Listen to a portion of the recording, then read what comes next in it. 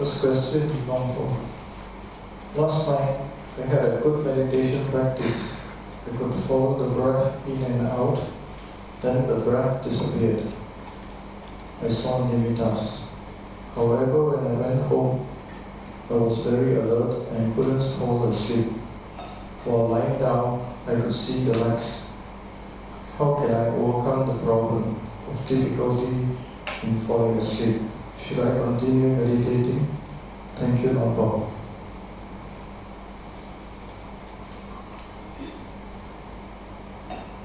Well, everybody's body and mind are slightly different. Each person's karma is different. But a very common thing for lay meditators is when they start meditating a little bit more intensely than usual, or more than before, the mind brightens up. It's less sleepy. So if you meditate and have what we call a good meditation, where your concentration improves, well, yes, you won't fall asleep very easily at first. That doesn't matter. You can carry on meditating a bit longer than usual, stay up later than usual. And then when you're starting to feel tired, you go to sleep. And your body should regulate itself. So maybe the next night you don't, you'll feel more tired because the previous night you slept less, so the next night you might sleep more.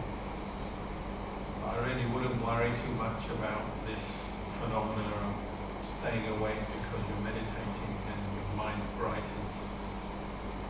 And partly because you're meditating and you're not falling into the mental hindrances so easily, and one of the hindrances is drowsiness, apathy, lethargy.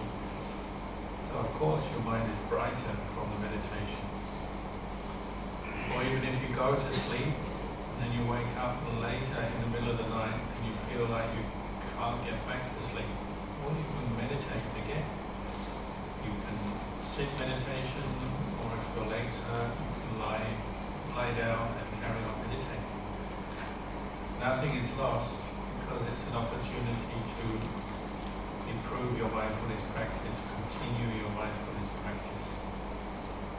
And you may feel tired a bit later on because you slept a bit less, but sooner or later, if you're really tired, you'll sleep more. The following night, you'll sleep more. So I wouldn't worry about it at all. I think it's a good sign.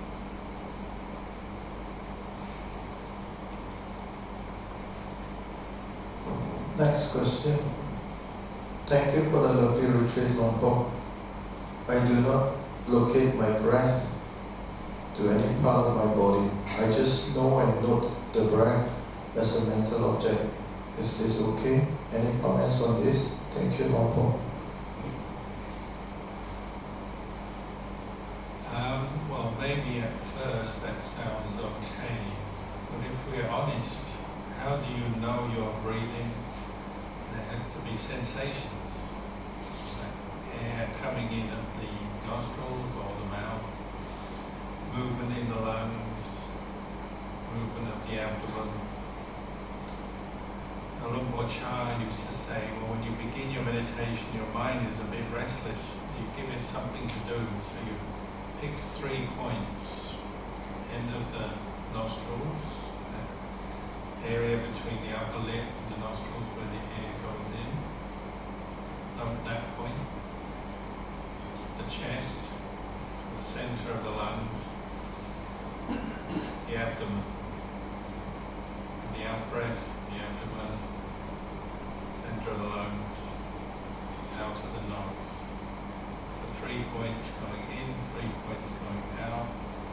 So you're following the breath at these 3 points, picking up any movement, any sensation. But you'll find over time, if you practice regularly, that's too much movement, too much activity. Even just watching 3 points is too much for you.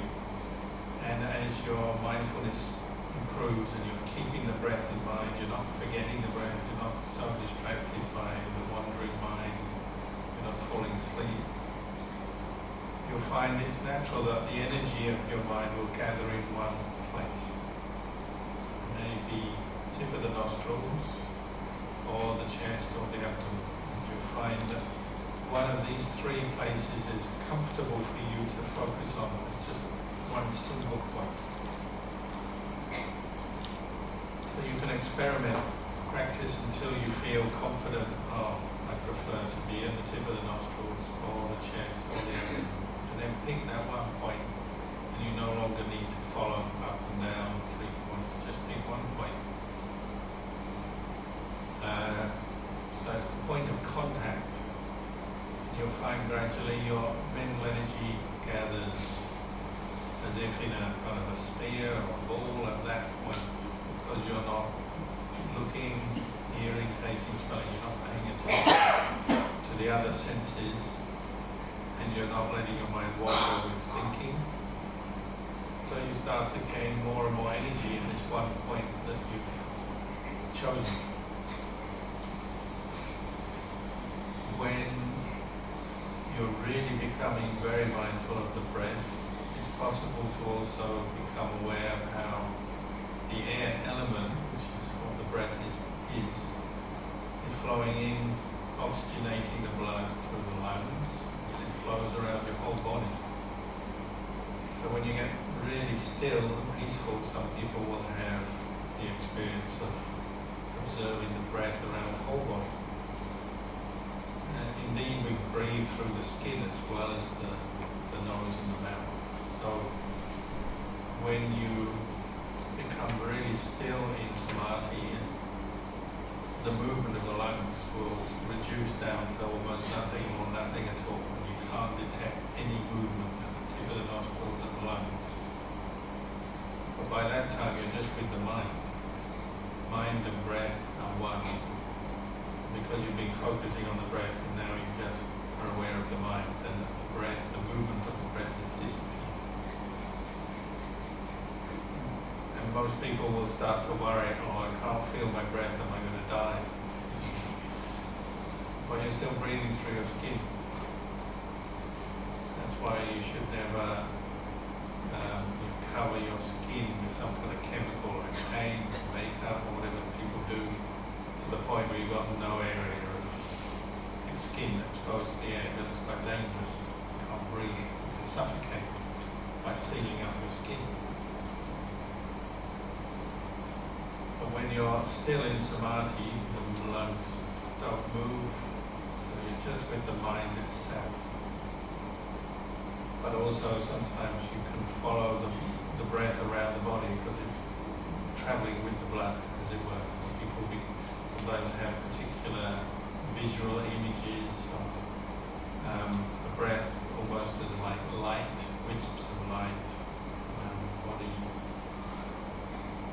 It's just being aware of the breath element, the air element within all the blood cells. Every cell in your body has air in it.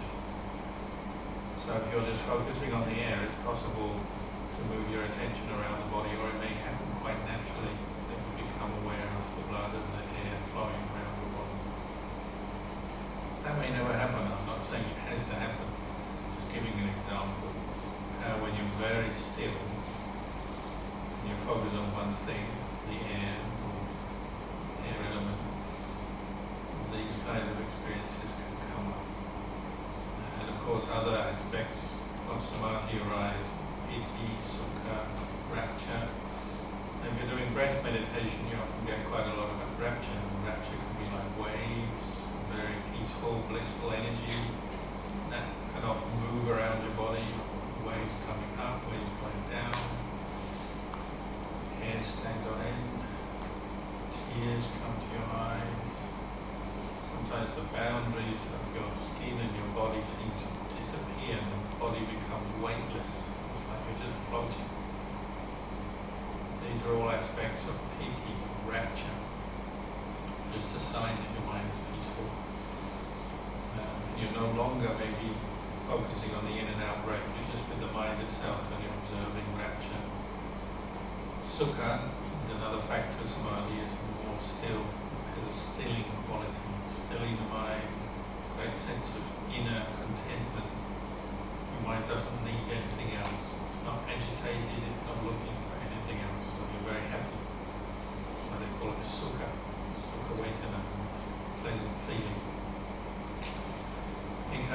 one pointedness. So if you're just with the breath, that's all you know, from moment to moment to moment.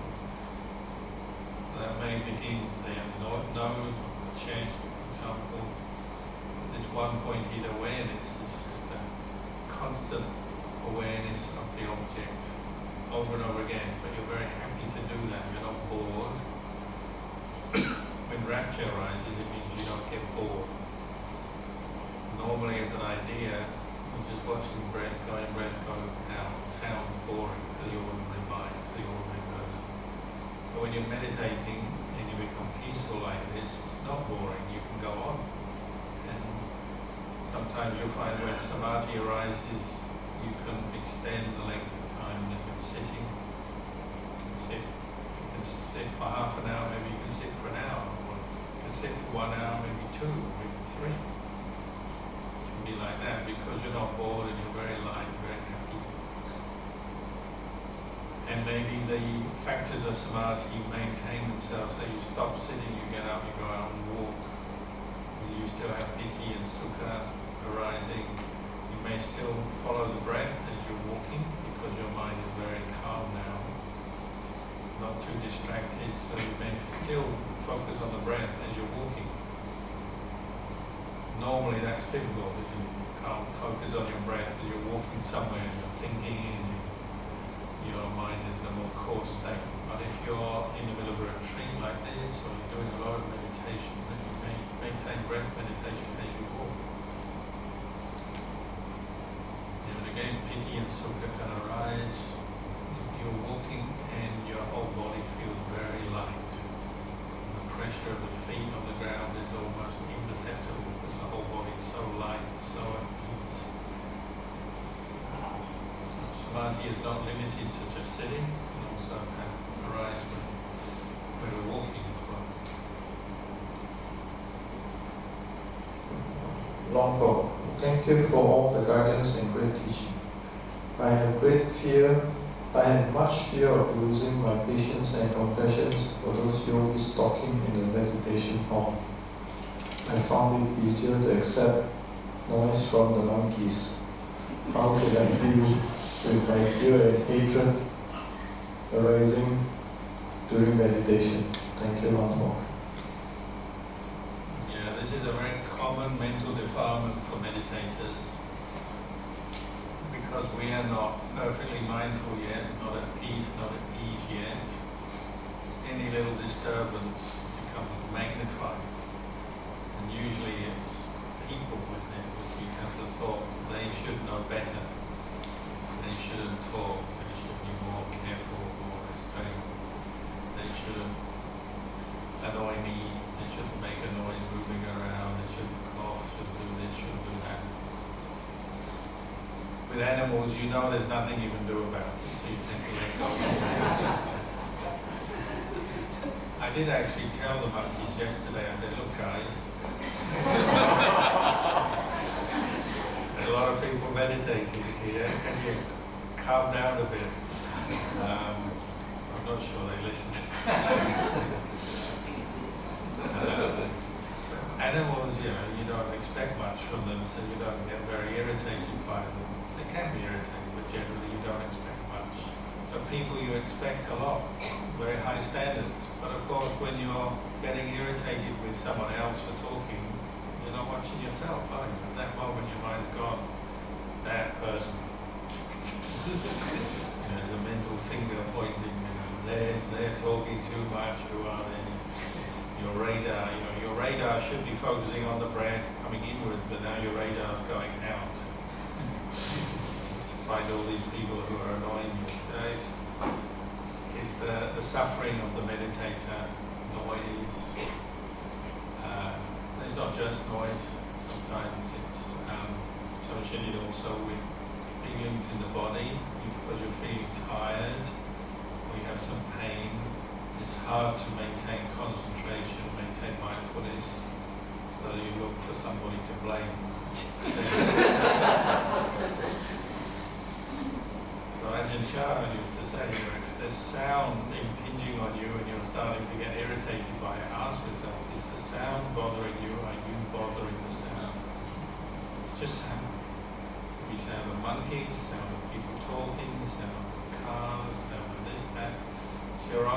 going out to the sound through a lack of awareness, lack of mindfulness.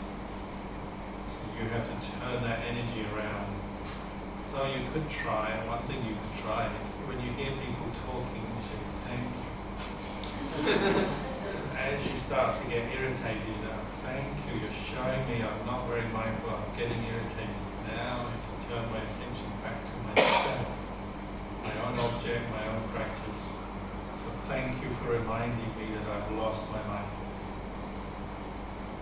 You want to go one step further there, sitting in the hall having a conversation, you go, thank you. They'll get it. But all our defilements are like that. They're teaching us. Everything is teaching us. But some of these lessons are a bit painful because maybe you're very attached to your peaceful conditions.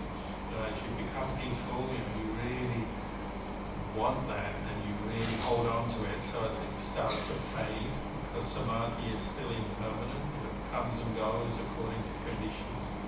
When it starts to fade, you tend to blame something or somebody. And then you blame yourself, oh, so careless, I didn't maintain my mindfulness. And then blame someone else, talking too much. But it's really coming because you're grasping or holding on to this peaceful feeling, peaceful experience, and now you're losing it. And then you get annoyed. And you might spend a whole retreat, you have one good meditation, and you spend the rest of the retreat trying to get back there, and you can't, so you get really annoyed. You have to look at your own mind and look at cause and result. And I was mentioning earlier, when you're meditating, you try to maintain mindfulness, which brings you an evenness of awareness with the pleasant and the unpleasant, the good states and the not so good states, the bliss of samadhi or the loss of samadhi. You maintain mindfulness in everything. When you're tired, when you're energetic, when you're happy, when you're sad, your aim is to maintain mindfulness. You say keeping your mind in the middle towards all experience. There's great silence in the hall, peaceful silence. Or there's a troop of monkeys on the roof, or there's someone talking. Doesn't matter. Your aim is to maintain the mindfulness